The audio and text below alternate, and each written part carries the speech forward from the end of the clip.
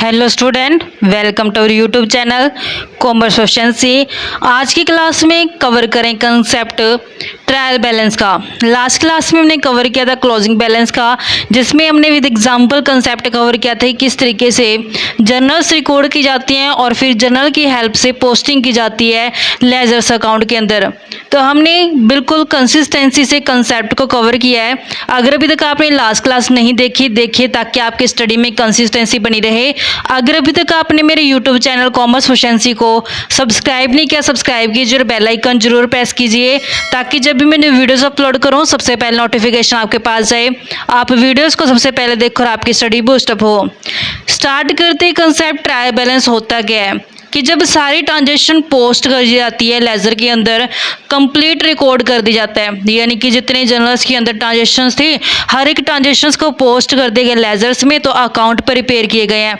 तो फिर सभी लेजर्स अकाउंट का बैलेंस ऑफ किया था, जैसे कि हमने लास्ट क्लास में समझा भी था क्लोजिंग बैलेंस वाले कंसेप्ट में, जिसमें बैलेंसिंग ऑफ किया था रियल अकाउंट को और पर्सनल अकाउंट को, क्योंकि नॉमिनल अकाउंट को हम बैलेंस ऑफ नहीं करते क्योंकि नॉमिनल अकाउंट के बेस पे जो ट्रेडिंग अकाउंट बनाए जाते हैं, इस कारण से जो हम नॉमिनल अकाउंट को बैलेंस ऑफ नहीं करके देखा था।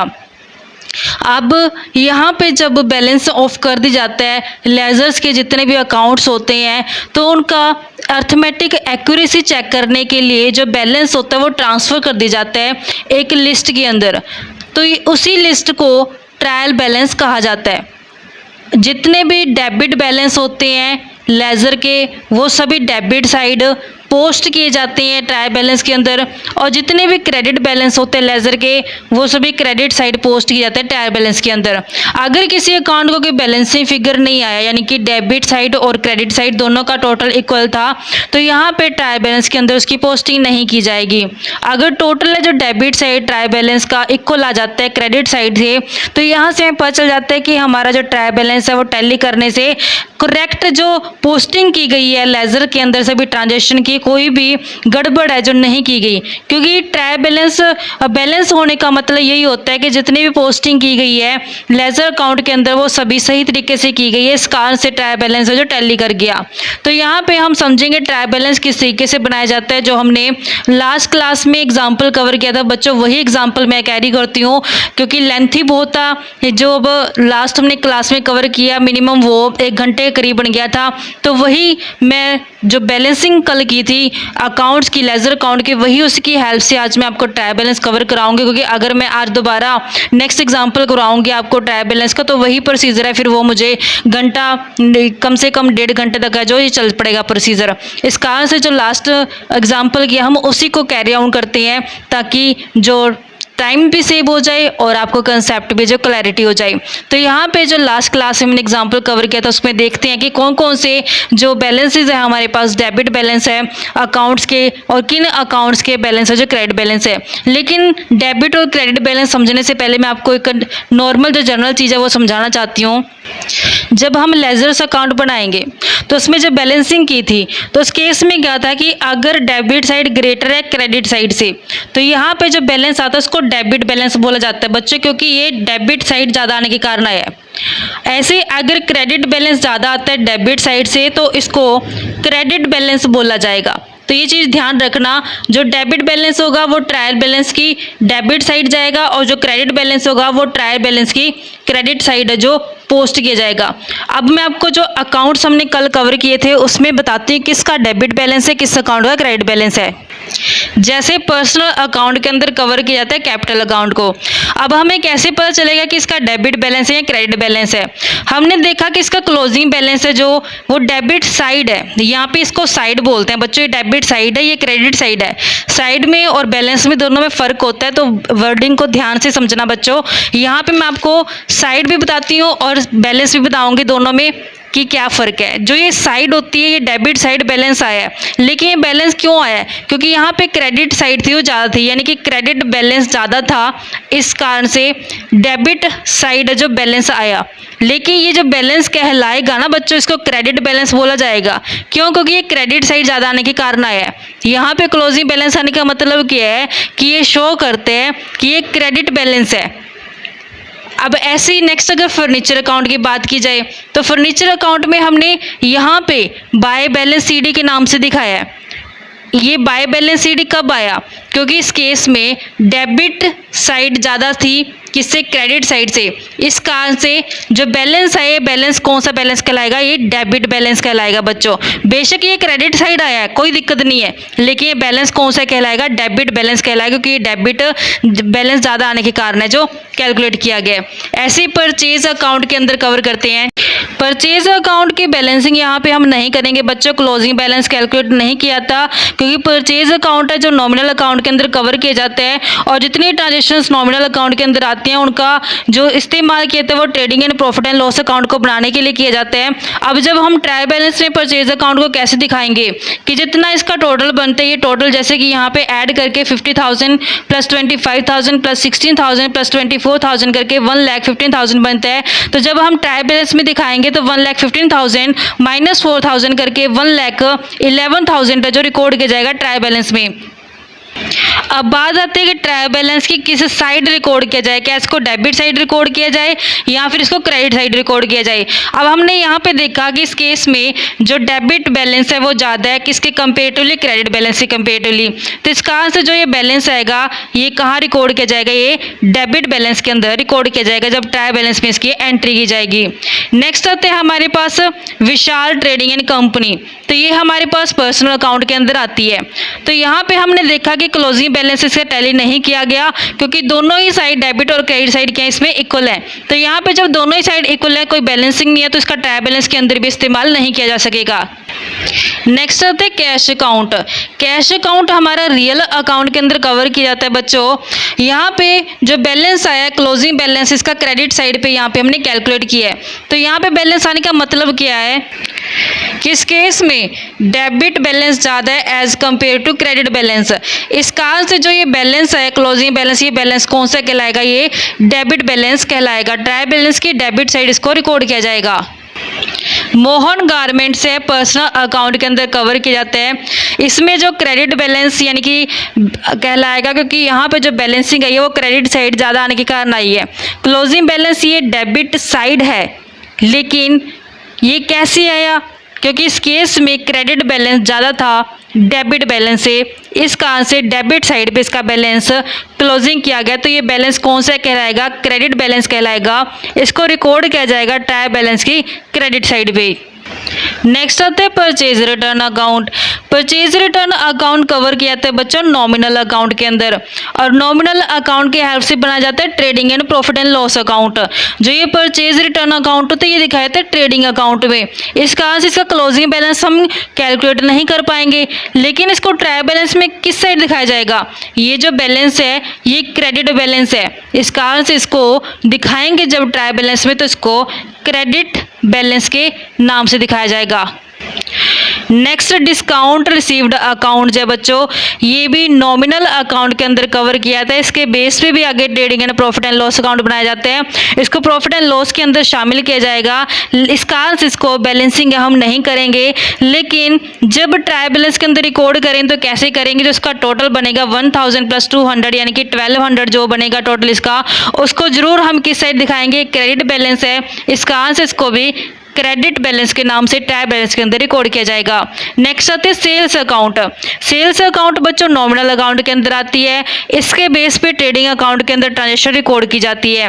इस कारण से इसकी क्लोजिंग बैलेंस तो कैलकुलेट नहीं करेंगे हम, लेकिन जो इसका टोटल बनता है टोटल 40,000 प्लस 27,000 प्लस में 12,000 79,000 जो इसका बैलेंस है इसको जरूर रिकॉर्ड किया जाएगा ट्रायल बैलेंस के अंदर। तो किस साइड रिकॉर्ड करेंगे? क्योंकि ये क्रेडिट बैलेंस है, इस कारण से इसको ट्रायल बैलेंस के अंदर क्रेडिट बैलेंस के नाम से रिकॉर्ड करेंगे। नेक्स्ट आता है हीरो लिमिटेड। हीरो लिमिटेड ये पर्सनल अकाउंट के अंदर कवर किया जाता है। तो यहाँ पे क्लोजिंग बैलेंस इसका क्रेडिट साइड दिखाया गया है। क्यों आया होगा क्रेडिट साइड पे? क्योंकि इसमें डेबिट बैलेंस ज़्यादा होगा क्रेडिट बैलेंस से इसका से क्रेडिट साइड इसका बैलेंसिंग की गई है। तो ये बैलेंस कौन सा बैलेंस कहलाएगा? डेबिट बैलेंस कहलाएगा। इसको ट्रायल बैलेंस में डेबिट बैलेंस के नाम से रिकॉर्ड करेंगे। नेक्स्ट आती है ड्राइंग अकाउंट। ये कवर की जाती है पर्सनल अकाउंट के अंदर। तो यहाँ पे जब क्लोजिंग बैलेंस कैलकुलेट की है वो क्रेडिट साइड रिकॉर्ड की गई है। तो ये क्रेडिट साइड क्यों आई होगी? क्योंकि यहाँ पे डेबिट बैलेंस ज़्यादा होगा क्रेडिट बैलेंस से, इस कारण से जो बैलेंसिंग फिगर है वो क्रेडिट साइड आई है। तो ये भी बैलेंस कौन सा कहलाएगा? ये डेबिट बैलेंस कहलाएगा। ट्रायल बैलेंस में इसको डेबिट बैलेंस के नाम से रिकॉर्ड करेंगे। नेक्स्ट आता है डिस्काउंट अलाउड अकाउंट। लेकिन ये जो अकाउंट है ये नॉमिनल अकाउंट के अंदर कवर किया जाता है बच्चों। इसका क्लोजिंग बैलेंस तो हम कैलकुलेट नहीं करेंगे क्योंकि इसके हेल्प से जो trading profit and loss account बनाया जाता है ये रिकॉर्ड किया जाता है प्रॉफिट एंड लॉस के अंदर। लेकिन ट्रायल बैलेंस के अंदर इसको रिकॉर्ड जरूर करेंगे। जो 150 है ये किस साइड है? डेबिट साइड पे। इस कारण से इसको ट्रायल बैलेंस में डेबिट बैलेंस के नाम से रिकॉर्ड किया जाएगा। नेक्स्ट आते हैं पवन ब्रदर। ये कवर किया जाता है पर्सनल अकाउंट के अंदर। पर्सनल अकाउंट के अंदर रिकॉर्ड करेंगे तो इसकी क्लोजिंग बैलेंस है जो यहाँ पे टू बैलेंस शीट के नाम से दिखाई हुई है। तो मतलब क्या है कि ये क्रेडिट बैलेंस ज़्यादा होगा डेबिट बैलेंस, इस कारण से ये बैलेंस है जो डेबिट साइड पे आया है। इस बैलेंस को कौन सा नाम देंगे हम? क्रेडिट बैलेंस के नाम से इसको रिकॉर्ड करेंगे। ट्रायल बैलेंस में क्रेडिट बैलेंस के नाम से इसको रिकॉर्ड किया जाएगा। नेक्स्ट आता है rent account. Rent account nominal account के अंदर कवर किया जाता है। नॉमिनल अकाउंट की हेल्प से trading and profit and loss account बनाया जाता है। इस कारण से रेंट अकाउंट का जो क्लोजिंग बैलेंस तो हम कैलकुलेट नहीं करेंगे, लेकिन ट्रायल बैलेंस में इसको रिकॉर्ड किया जाएगा डेबिट बैलेंस के नाम से। नेक्स्ट आता है सैलरीज अकाउंट। सैलरी अकाउंट भी कवर किया था नॉमिनल अकाउंट के अंदर।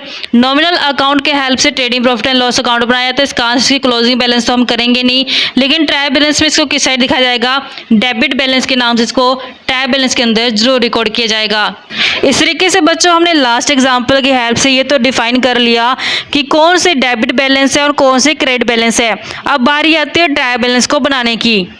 ट्रायल बैलेंस का जो परफॉर्मा होता है उसमें सबसे पहले नेम ऑफ अकाउंट आता है, यानी किस अकाउंट से जो पोस्ट की जा रही है। इसमें ledger folio number, debit balances और क्रेडिट बैलेंस। जैसे हम सबसे पहले पर्सनल अकाउंट के बैलेंस है जो यहाँ पे ट्रांसफ़र करेंगे ट्रायल बैलेंस के अंदर। जैसे पर्सनल अकाउंट के अंदर हमने कवर किया था capital account, Vishal trading and company account, Mohan garment, hero limited, drawing account और पवन ब्रदर्स। ये सभी पर्सनल अकाउंट के अंदर आते हैं। तो सबसे पहले इनकी पोस्टिंग करती है। कैपिटल अकाउंट का जो बैलेंस है वो हमने कैलकुलेट किया था कैपिटल अकाउंट में जब बनाया था। तो हमने यहाँ पे हाईलाइट किया था कि क्रेडिट बैलेंस ज़्यादा था डेबिट बैलेंस से। इस कारण से जो ये बैलेंस कहलाएगा, कौन सा बैलेंस कहलाएगा? ये क्रेडिट बैलेंस कहलाएगा। तो यहाँ पे जो 2 लाख आया ये क्रेडिट बैलेंस आएगा। तो इसको जब रिकॉर्ड करेंगे कैपिटल अकाउंट के नाम से ट्रायल बैलेंस के अंदर, तो यहाँ पे इसको रिकॉर्ड करते हैं कैपिटल अकाउंट के नाम से। कैपिटल अकाउंट के नाम से क्रेडिट बैलेंस के कॉलम में 2 लाख रुपए। नेक्स्ट आता है पर्सनल अकाउंट के अंदर विशाल ट्रेडिंग एंड कंपनी। लेकिन जब हमने विशाल ट्रेडिंग एंड कंपनी का लेजर अकाउंट देखा था तो यहाँ पे दोनों ही साइड टैली कर गई थी। 25,000 इक्वल आ गया था। तो यहाँ पे कोई भी क्लोजिंग बैलेंस नहीं था इसका। इस कारण से इसको ट्रायल बैलेंस के अंदर रिकॉर्ड नहीं करेंगे। नेक्स्ट आते हैं मोहन गारमेंट के नाम से। तो हमने मोहन गारमेंट का लेजर बनाया है। तो हमने देखा कि मोहन गारमेंट का जो यहाँ पे बैलेंस आता है अकाउंट का, तो यहाँ पे हमने स्पेसिफाई किया था कि ये बैलेंस कौन सा कहलाएगा? क्रेडिट बैलेंस कहलाएगा। तो यहाँ पे हमने क्रेडिट बैलेंस वाले कॉलम के अंदर जो बैलेंस है 8,000 रिकॉर्ड करेंगे मोहन गारमेंट्स के नाम से। मोहन गारमेंट क्रेडिट बैलेंस में 8,000 रुपये। मोहन गारमेंट के बाद आता है हीरो लिमिटेड। अब हमने यहाँ पे हीरो लिमिटेड का देखा था लेजर। यहाँ पे हीरो लिमिटेड का बैलेंस डेबिट बैलेंस है।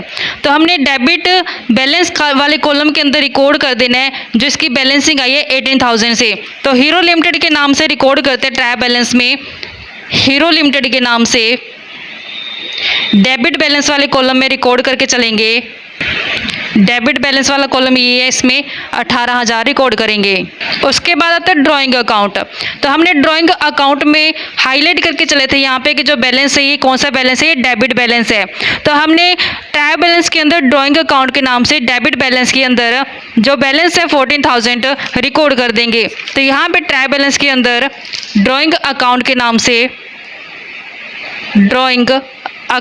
नाम से रिकॉर्ड करते हैं। ये डेबिट बैलेंस है, इसका से डेबिट बैलेंस वाले कॉलम में 14,000 रिकॉर्ड कर देंगे। नेक्स्ट हमारे पास ड्राइंग के बाद आते हैं पवन ब्रदर्स। तो हमने पवन ब्रदर का चेक करना है लेजर। यहाँ पे पवन ब्रदर के क्रेडिट बैलेंस के नाम से हमने हाईलाइट किया हुआ है पॉइंट। तो ये क्रेडिट बैलेंस है, तो इसको क्रेडिट बैलेंस वाले कॉलम के अंदर ट्रायल बैलेंस में पवन ब्रदर के नाम से रिकॉर्ड करेंगे। तो यहाँ पे हमने ट्रायल बैलेंस के अंदर रिकॉर्ड करना है पवन ब्रदर के नाम से, पवन ब्रदर के नाम से ये क्रेडिट बैलेंस है, इस कारण से इसको क्रेडिट बैलेंस वाले कॉलम में रिकॉर्ड किया जाएगा 24,000 से।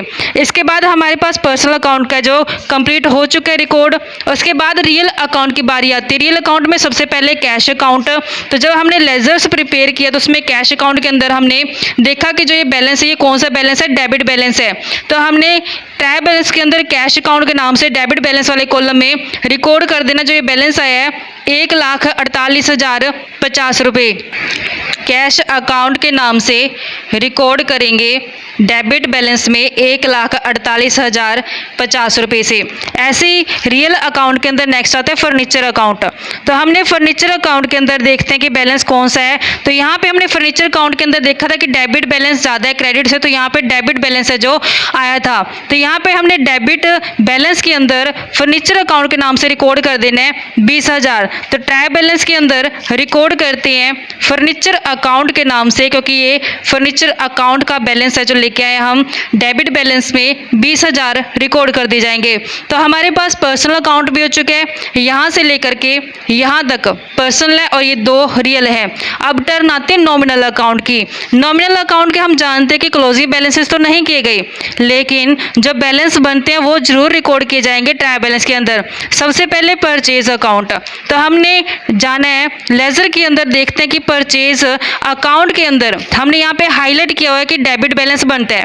कितना बनेगा, टोटल 1,15,000 है, उसमें से ये 4,000 माइनस करके तो 1,11,000 को जो रिकॉर्ड करके चलेंगे। तो यहाँ पे रिकॉर्ड करते हैं परचेज अकाउंट के नाम से, परचेज अकाउंट के नाम से रिकॉर्ड करेंगे। जो ये परचेज अकाउंट बनते हैं डेबिट बैलेंस बनता है 1,11,000 रुपये से।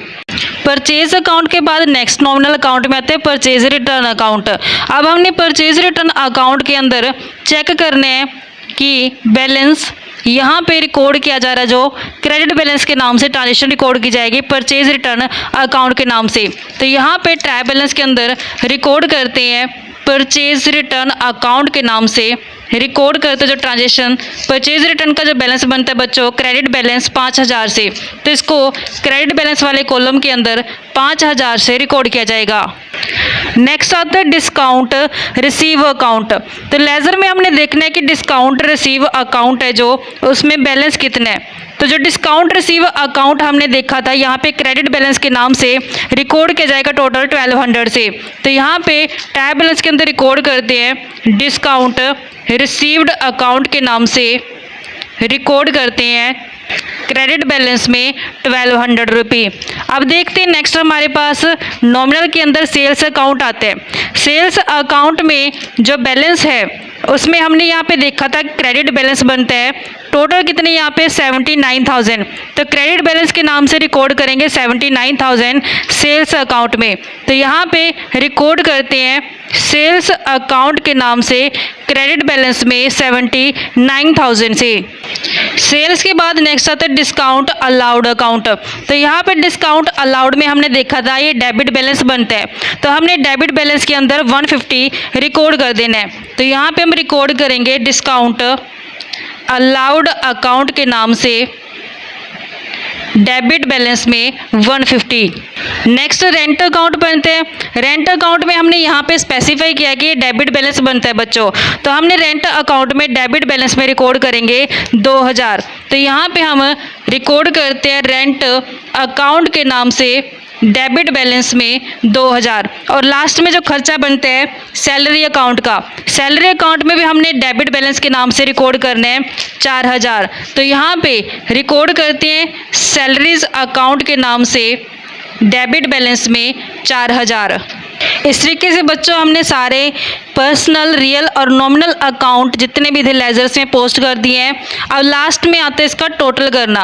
अब ट्रायल बैलेंस का टोटल किया जाता है कि डेबिट बैलेंस का टोटल कितने है और क्रेडिट बैलेंस का टोटल कितना है। तो यहाँ पे जब हम डेबिट बैलेंस का टोटल करेंगे तो डेबिट बैलेंस का जो टोटल बनता है वो बनता है 3,17,200 से, और क्रेडिट बैलेंस का भी टोटल 3,17,200 बनते हैं। तो यहाँ पे डेबिट बैलेंस और क्रेडिट बैलेंस दोनों ही टैली हो गए हैं। तो इससे हमें ये चीज़ क्लैरिफाई हो जाती है कि अर्थमेटिकल एक्यूरेसी पाई गई है लेजर्स के अंदर कि कोई भी एरर्स है जो नहीं है। इस कारण से जो दोनों ही साइड है डेबिट बैलेंस और क्रेडिट बैलेंस ट्रायल बैलेंस की वो टैली हो चुके हैं। तो ये हमारे पास बच्चों कंसेप्ट बनता था। आई होप क्या वो क्लियर हो गया होगा। नेक्स्ट क्लास मिले एक नए कंसेप्ट के साथ। ऐसे ही रेगुलर क्लासेस के लिए आप मेरे यूट्यूब चैनल कॉमर्स प्रोफिशिएंसी को सब्सक्राइब, लाइक और शेयर करें। बेल आइकन जरूर प्रेस करें ताकि जब भी मैंने वीडियोस अपलोड करूं सबसे पहले नोटिफिकेशन आपके पास जाए, आप वीडियोस को सबसे पहले देखकर आपकी स्टडी बूस्ट अप हो।